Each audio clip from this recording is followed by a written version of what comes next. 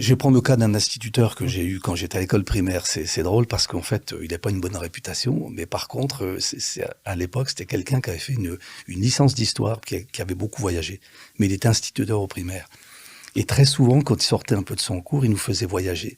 Puis moi, je pensais que je voyagerais jamais. Là, moi, ma distance maximum quand j'avais cet âge-là, donc j'avais 10-11 ans à peu près, j'avais fait 25 kilomètres en voiture avec mon père pour aller dans la ville qui est à côté. Donc, pour moi, faire des voyages, il nous parlait, je me rappelle, d'Égypte, du Maghreb. Après, il nous parlait d'Asie. Moi, ça me faisait complètement rêver.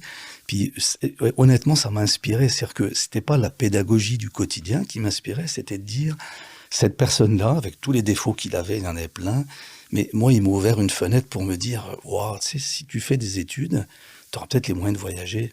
Parce que moi, j'associais la réussite scolaire à une réussite professionnelle, puis donc à des moyens d'avoir peut-être la liberté de voyager. Ce que mes parents n'avaient pas eu.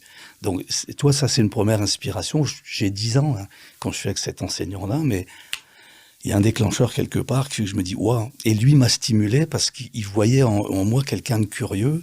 Et donc, je pense qu'aussi, il m'a stimulé intellectuellement pendant les 2 ans où je suis passé avec lui, juste parce qu'il sentait que j'avais du répondant et de l'intérêt à ce qu'il proposait.